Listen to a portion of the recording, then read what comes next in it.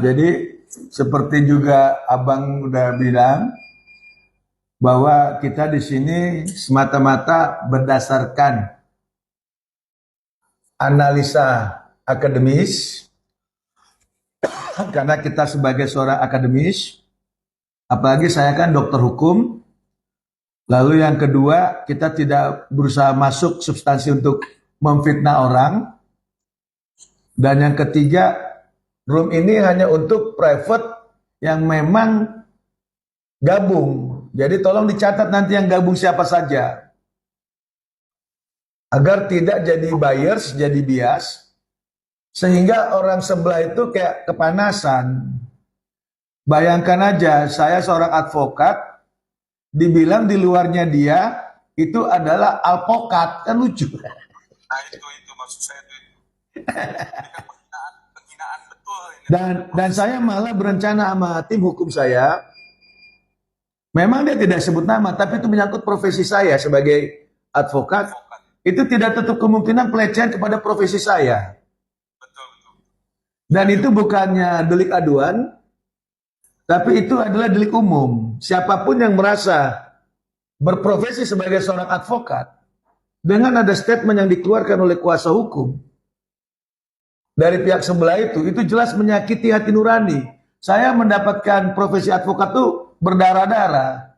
Oke, jadi kita dari saya pribadi, kalau dibilang indikasi prematur, kita nggak bisa bilang seperti itu.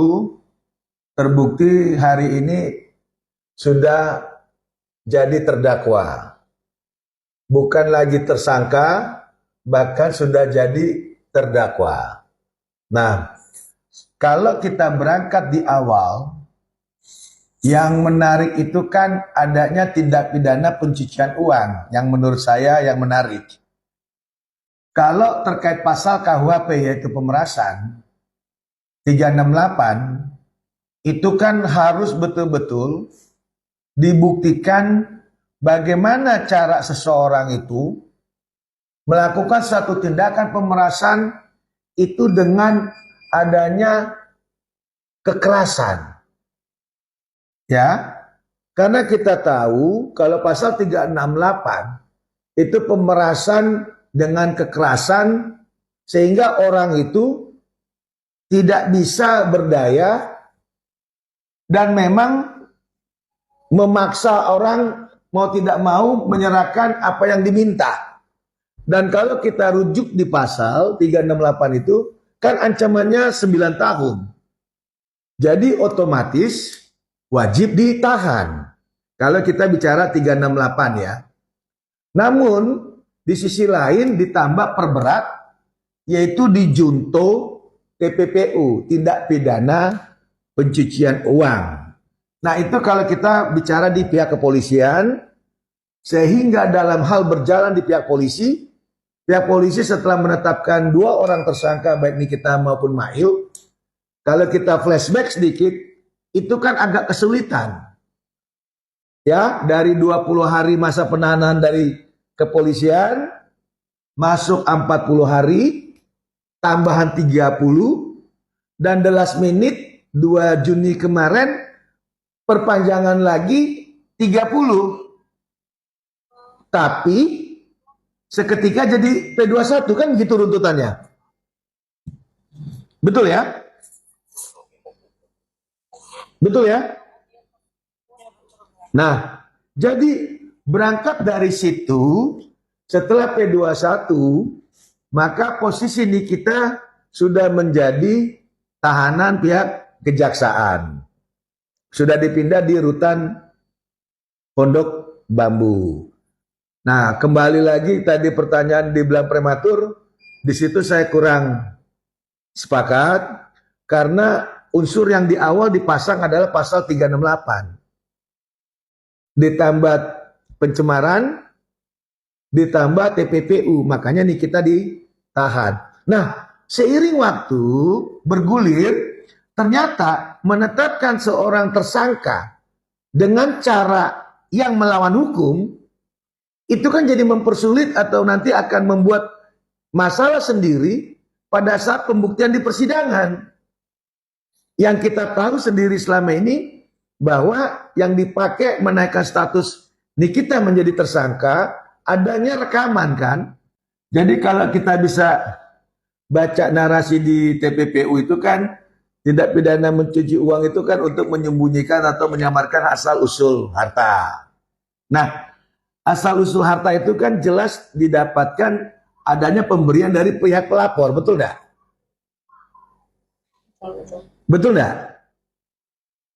Iya bang, ya bang. Nah, pihak pelapor itu memberikan sesuatu karena dia punya produk yang memang di-spill sama Nikita, betul enggak? Iya bang, betul. Nah, ini kenapa bisa masuk ke TPPU, sementara narasi di TPPU itu adalah untuk menyamarkan asal usul uang, asal usul harta kekayaan yang diduga merupakan hasil tindak pidana. Nah, Nikita kan tidak menghilangkan asal usul tindakan pidana, tindakan pokoknya kan belum terbukti pemerasannya. Betul bang, iya ya bang. Nah itu, jadi betul di sini agak rancu, nanti akan kerepotan itu di persidangan. Gitu loh. Nah intinya apakah sebelah itu bisa membuktikan bahwa itu TPPU atau tidak gitu ya bang ya? Itu exactly tepat, itu satu. Dan yang lebih lagi kalau teman-teman penggemar Nikita atau kita masyarakat yang dukung Nikita lebih cerdas, kan di situ katanya disita uang. Ya betul bang. Ada ya uang 4M ya? 3,5, 4 atau 5?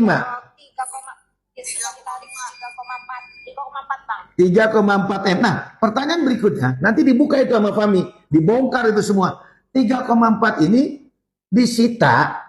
Kalau sudah disita, itu kan berarti uang Nikita dong. Ya siap bang.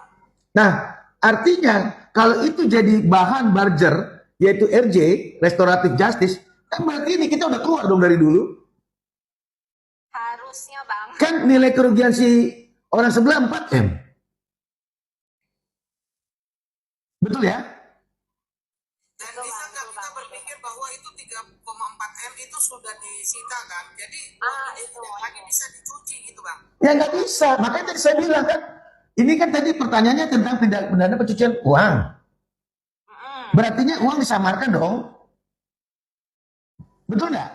Ya betul. Nah, tapi waktu kemarin ada barang bukti penyitaan, kan sudah ada di polisi 3,4 sama mobil. Ya. Jadi, di mana disamarkannya? Nah terkagetnya itu bang, kenapa dijadikan barang bukti dengan uang dengan ada satu buah mobil ya bang? Sehingga, apa yang dilakukan Fahmi itu benar, yaitu digugat ke perdataan. Tetap berjalan atau gugur juga, Bang? Lah kan otomatis dong. Kan tadi saya udah bicara, kalau TPPU kan harus predikat krimnya harus jelas dulu. Kalau predikat krimnya gugur, masa masih ada TPPU? Nah, itu. Dan kan tadi saya sudah bilang, teman-teman, masyarakat, jangan mau dibuka, cek, kan ada uang sudah disita, betul nggak? Tuh. Nah, kalau sudah disita, apalagi kasusnya? Paham. Ngerti ya? Oke, silakan Bang Hos, silakan lanjutkan, Bang. Gitu abangku.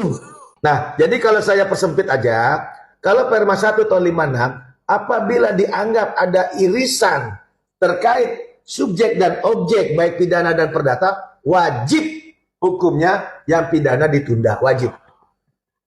Di hold dulu ya. Betul. Betul. Makanya mesti kita cerdas, irisannya di mana? Biar kita tidak masuk ke pokok perkara. Nanti kasihan kalau jawaban aku ngawur kan, dirugikan itu orang-orang itu malah senang. Betul.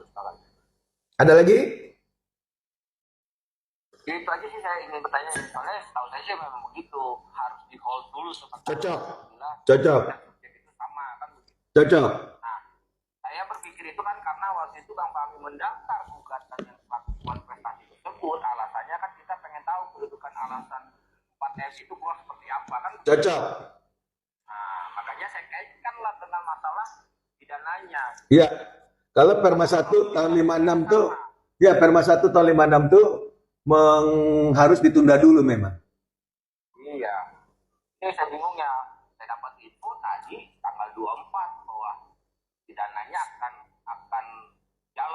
Ya, karena sudah P21.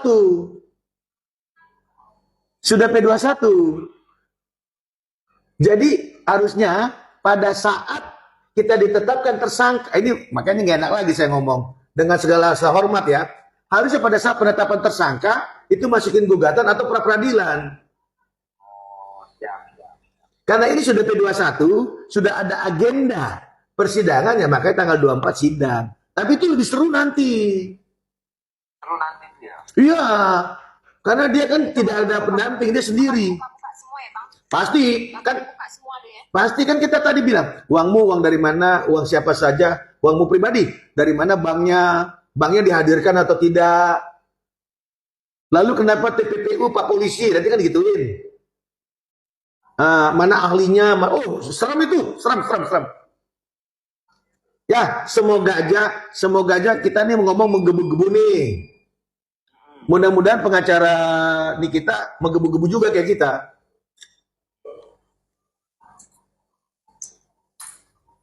Seru. Oh, kalau itu klien aku sikat habis tuh bang.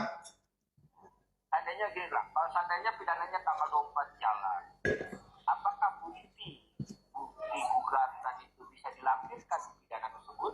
Bisa saja. Bisa saja.